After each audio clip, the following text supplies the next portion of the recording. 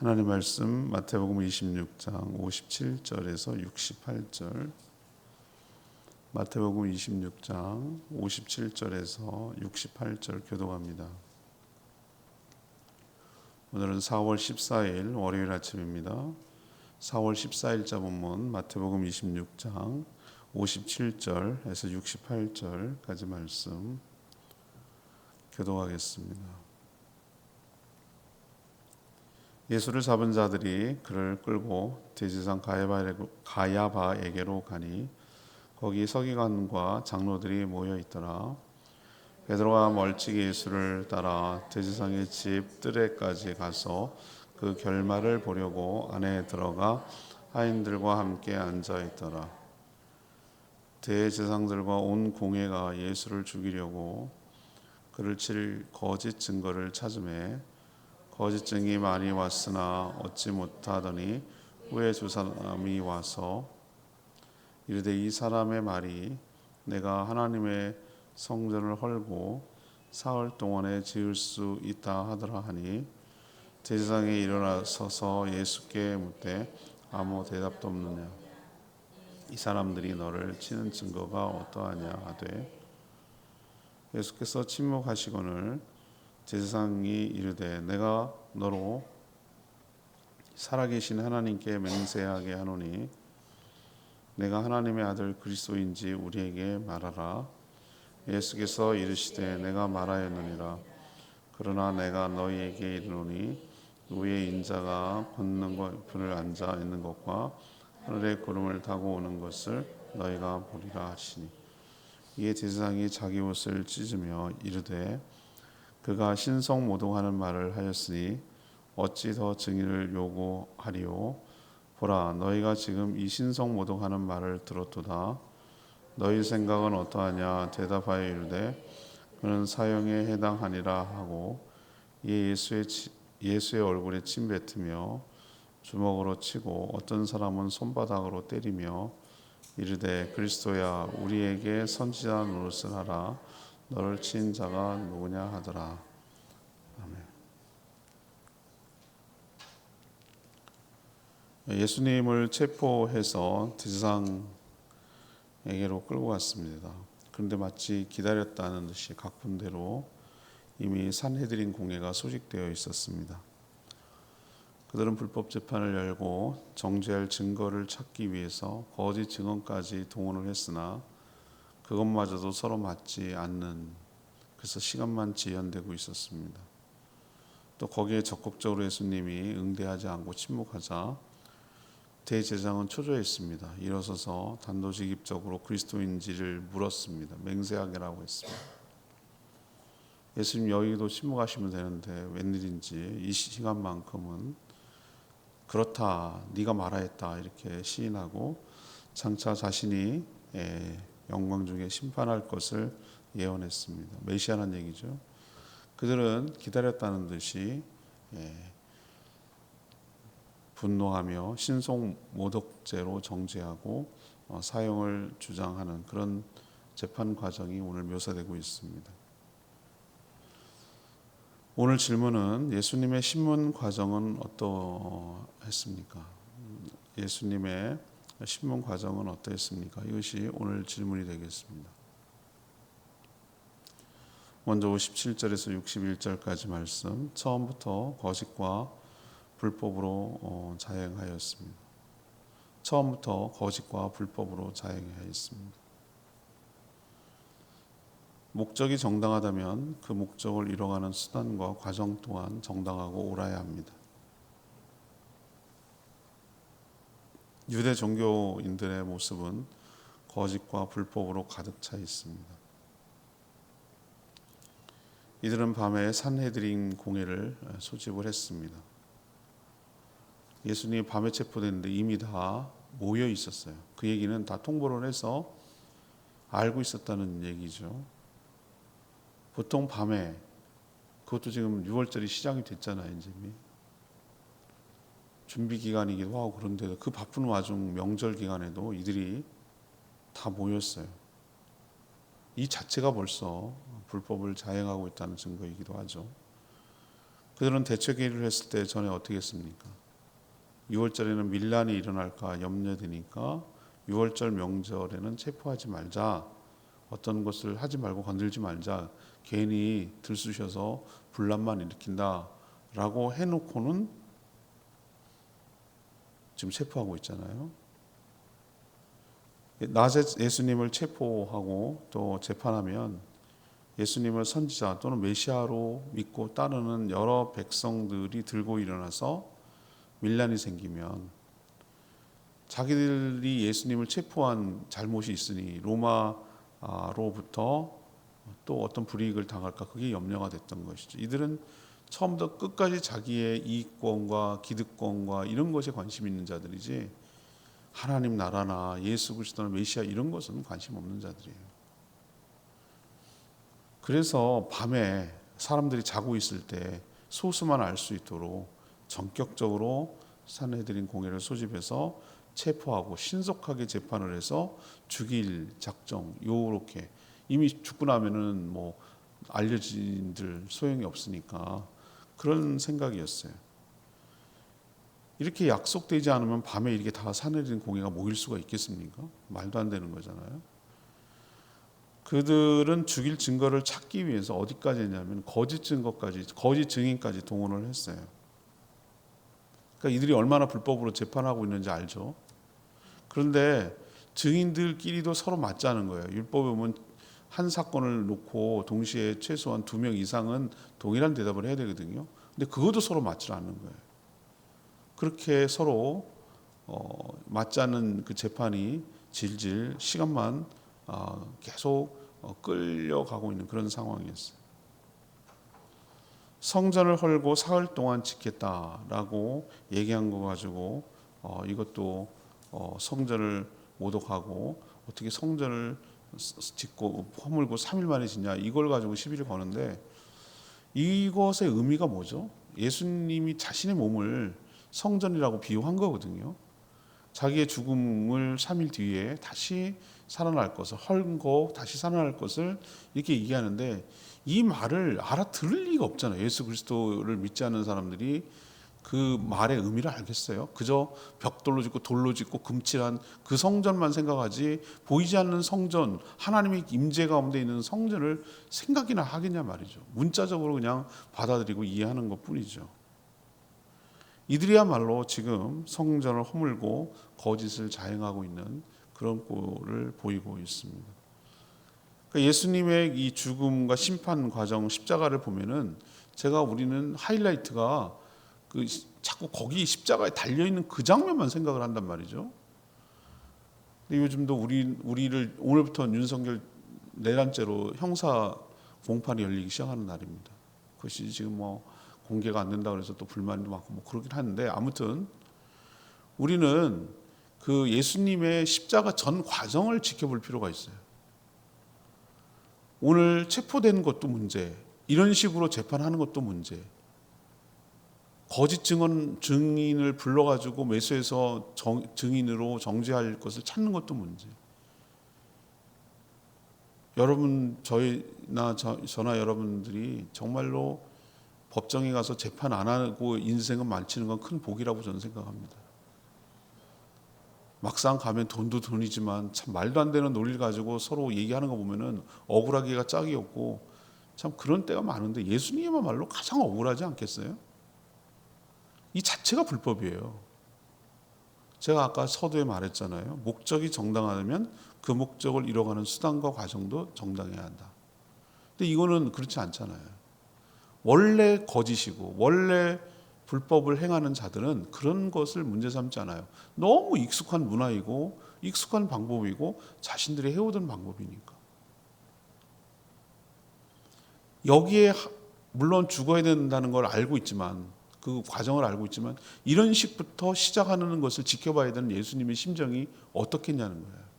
우리는 TV나 뭐 이런 것만 봐도 저 말도 안 되는 얘기 막 분노하고 이러는데 당사자가 돼서 내가 나를 죽이기 위한 것으로 그렇게 해 나가는 몰아가는 그 한 가운데 있는 것 자체가 고통스럽고 곤욕스럽고 그런 거예요. 그럴 뿐이 아닌데 이 자체가 십자가의 고난이라고 저는 말하는 것이지 십자가에 달려서 못에 박혀서 있는 그것만 말하는 게 아니라는 걸 좀 우리가 알 필요가 있어요. 인간들이 이래요. 불법을 저지르고 자기 마음대로 하면서 하나님께 도전하고 하나님이 보내신 아들을 몰라보고 불신하고 죽이려고 하고 있잖아요.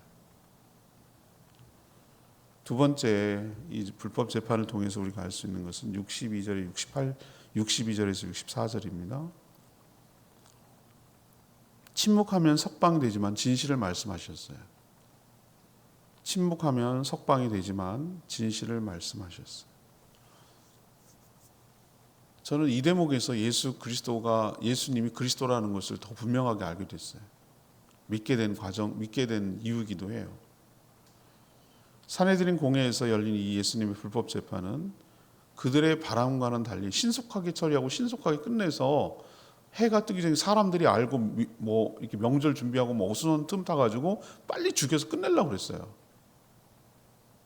근데 자꾸 시간은 끌고 있고 새벽은 다가오고 있고 이러니까 초조해지잖아요. 지지부진하게 거짓 증인도 서로 맞지 않고 시간만 흐르고 있단 말이죠.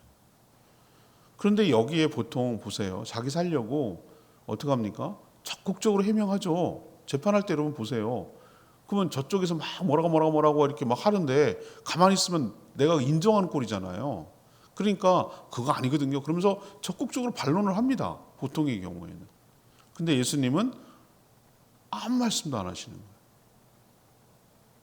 마치 이사야 선지자가 예언하듯이 도살장에 끌려간 어린 양처럼 아무 말도 안 하세요. 침묵하신다고요. 만약에 침묵을 해서 계속 시간이 흐르고 이렇게 간다면 증거도 서로 없고 또 자백도 없고 이러니까 어떻습니까? 이건 정죄할 수가 없어요. 정죄가 안 되면 어떡합니까? 자기들이 다 짜놓고 체포까지 다 해가지고 해놨는데도 불구하고 죄가 없으면 어떻게 되는 거예요? 석방시켜야 되는 거예요. 이거야말로 자신들이 생각하는 게 아니죠. 최악의 상황인 것이죠. 그래서 답답한 대제사장 가야바가 어떻게 했는지 오늘 보세요. 일어섰다고 그랬어요. 일어섰어요. 62절 보세요. 일어섰다는 얘기는 뭡니까? 재판장이 보통 앉아있거든요. 얼마나 오직 답답하고 초조했으면 일어서서 말합니까? 여기서 저는 느낄 수가 있어요. 이들의 그 초조함이라고 답답함 같은 게. 예수님께 뭐라고 그랬어요? 하나님의 아들, 둘려서 말했지만 하나님의 아들인지 하나님께 맹세하며 말하라 이렇게 다그쳤죠. 여기서 시인하면 어떻게 됩니까? 인정하는 꼴이고 그들이 원하는 대답을 나오니까 죽음으로 내몰리죠. 근데 반대로 예수님이 여기에도 침묵을 하고 그러면 석방되죠. 그 상황, 그 지점이에요 지금. 근데 예수님이 침묵을 깨고 네가 말하였다. 무슨 말이죠? 네가 하나님의 아들 예수 그리스도라고 네가 말하지 않았느냐. 맞다 이 얘기잖아요. 그리고 그 뒤에까지 붙여요. 너희들이 알아야 될 것이 하나 있는 내가 장차 하나님의 우편에 앉을 것 승천한다는 얘기잖아요. 또 하나 다시 내려올 것 심판하려고 재림할 것이다 라고 얘기를 했어요. 이건 메시아만이 할 수 있는 거거든요. 여러분 세상에 자기 목숨을 가볍게 여기는 사람이 어디서 2번 죽나요? 3번 여러 번 죽어도 괜찮은 사람이 어딨냐고. 1번 죽는 거예요. 끝이에요 그러면. 제가 중국에 그 문화혁명이 일어나고 막 그럴 때 개화될 때 악큐 정전이라는 중국 루신이라고 쓴 사람이 있어요. 악큐 정전. 그거 한번 읽어보세요. 단편 소설인데 중국의 무지몽매한 그 사람들의 모습을 잘 그려내고 있어요. 정신 승리 이래가면서 그 당시에 중국 사람들의 모습을 잘 반영하고 하고 있어요. 이 어리석은 자가 맨날 당하고 그래도 나는 괜찮아. 정신 승리로 그냥 자기 혼자 착각하는 거죠. 근데 진짜 목이 달아나게 생길 때야 정신이 번쩍 드는 거예요. 이건 장난이 아니구나. 억울하게 죽는데도 이거는 장난이 아니고 그때야 실감이 나는 거죠.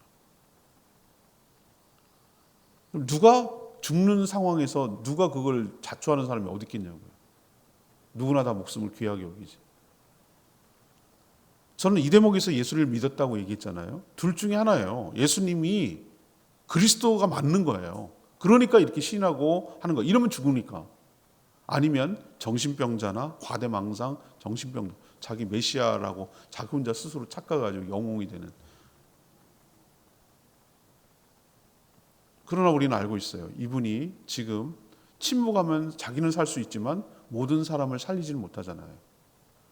그래서 이 대목에서 자기 살자고 침묵한 것이 아니라 모두를 위해서 죽으려고 내가 그리스도라고 시인하고 인정하잖아요. 그게 또 사실이기도 하니까. 전 여기서 예수님이 진짜구나. 자기 목숨을 갖고 쉽게 이렇게 얘기할 사람은 아무도 없다고 내가 말씀드렸잖아요. 본인이 정말 그리스도니까 이렇게 말씀하시는 거예요. 석방할 생각하고 자기 목숨 혼자 살 생각을 하는 게 아니라는 얘기죠. 65절에서 68절까지 재판 과정을 통해서 알 수 있는 것은 자신들의 불신을 전혀 깨닫지 못하고 있다라는 사실을 우리는 발견할 수 있어요.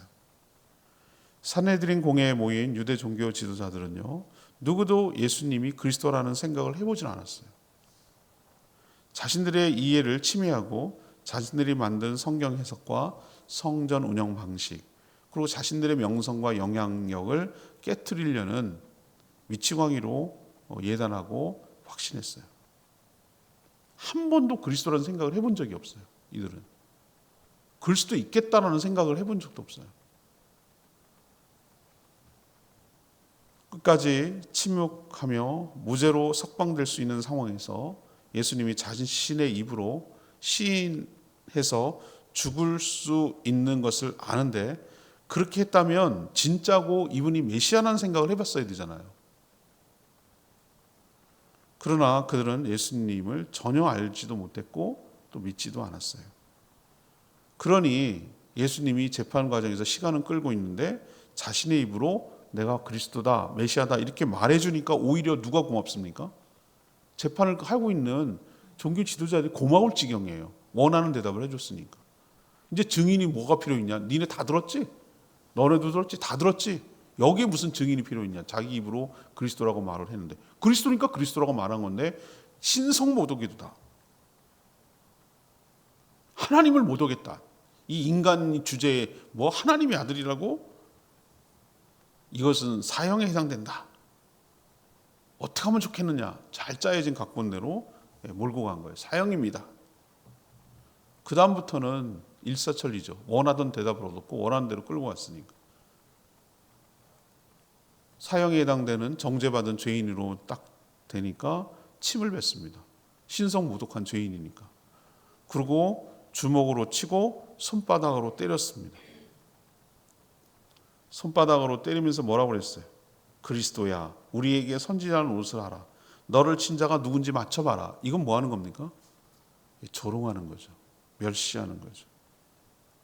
모욕하는 거죠. 원하는 바였어요.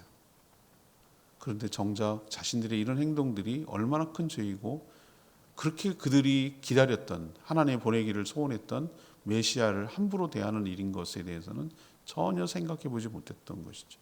자신의 불신을 생각하지 못한 재판의 모습을 잘 보여주고 있고, 이게 인간의 모습이라는 거예요.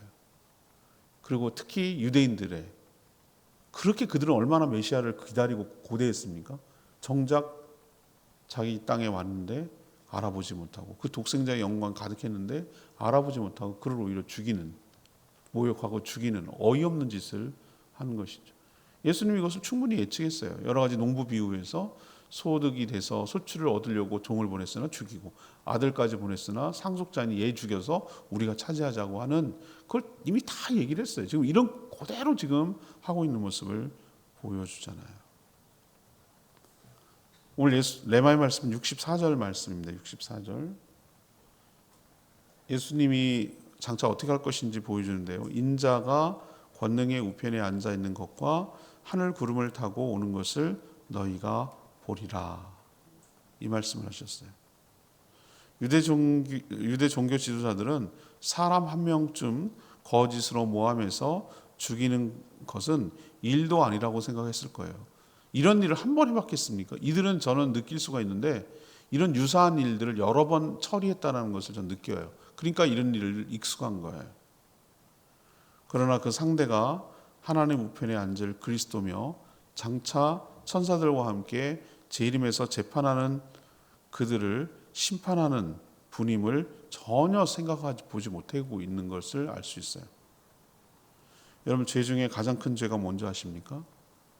우리는 극악무도한 연쇄살인범 뭐 이런 것을 그건 나쁜 물론 그런데 하나님 시각으로 보면은 하나님의 아들을 믿지 않은 불신이 가장 큰 죄예요.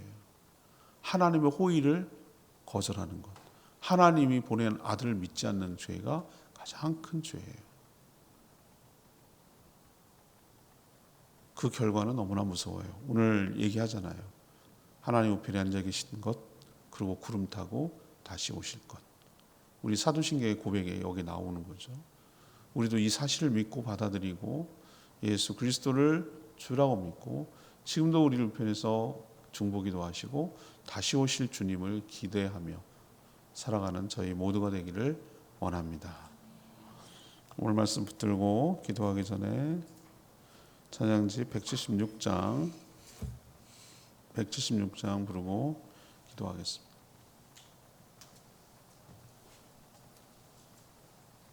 모든 능력과 모든 권세 모든 능력과 모든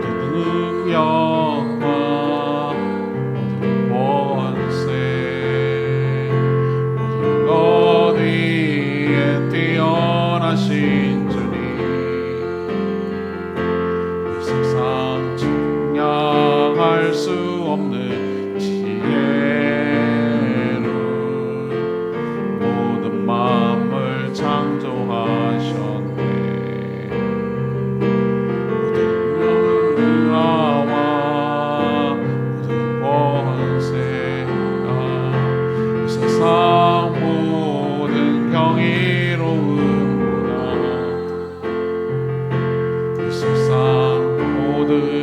값진 보물보다 더욱 귀하신 나의 주님 십자가 고통당하사 버림받고 외면당하셨네 짓밟힌 장미꽃처럼 나를 위해 죽으셨네 나의 주 십자가 고통당하사 버림받고 외면당하셨네 짓밟힌 장미꽃처럼 나를 위해 죽으셨네 나의 주. 오늘은 예수님이 체포되어서 산헤드린 공회에서 불법 재판을 받고 정죄받고 모욕당하는 장면이 나왔어요. 이제 고난주간의 시작점이 된 것이죠. 쭉 살펴볼 텐데 오늘 예수님이 저는 이 대목에서 이야 이분이 진짜구나라는 목숨 갖고 장난치는 사람 세상에 없어요. 2번 죽는 것도 아니고 1번 죽는 건데 자기가 이 말하면 죽는 걸 알아요. 아는데 말하는 건 뭐예요? 진짜거나 미친 사람이거나 둘 중에 하나예요. 예수님이 빠져나갈 수 있고 석방될 수 있는 상황에서 이렇게 말했다는 얘기는 진짜라는 얘기예요. 예수 그리스도라는 얘기예요. 이 사실을 통해서 예수님이 자기 살려고 나오는 것이 아니라 모든 사람을 대속물로 죽기 위해서 이 땅에 오셨다는 것이 너무나 분명해요. 그리고 이 인간들 보세요. 얼마나 그렇게 고대하고 자기를 살리기 위해서 이 땅에 오신 메시아를 어떻게 대하는지 보세요. 죽여서 끝내려고 하잖아요. 주님 때문에 내가 살게 됐습니다. 주님이 십자가를 자처하셨기 때문에 내가 살게 되었습니다. 그 은혜 감사드립니다. 눈을 열어 예수님이 누군지를 아는 믿음을 주시옵소서. 눈이 감겨가지고 불신하는 어리석음을 범하지 않게 하여 주시옵소서. 주여 외치며 기도합니다. 주여 하나님 모든 능력과 모든 권세 모든 것 위에 뛰어나신 주님 이 세상 증량할 수 없는 지혜를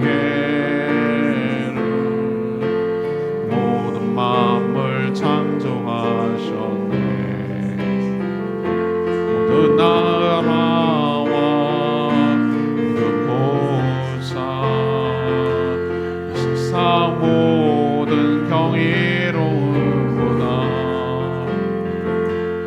세상 모든 값진 보물보다 더욱 귀하신 나의 주님 십자가 고통당하사 버림받고 외면당하셨네 짓밟힌 장미꽃처럼 나를 위해 죽으셨네 나의 주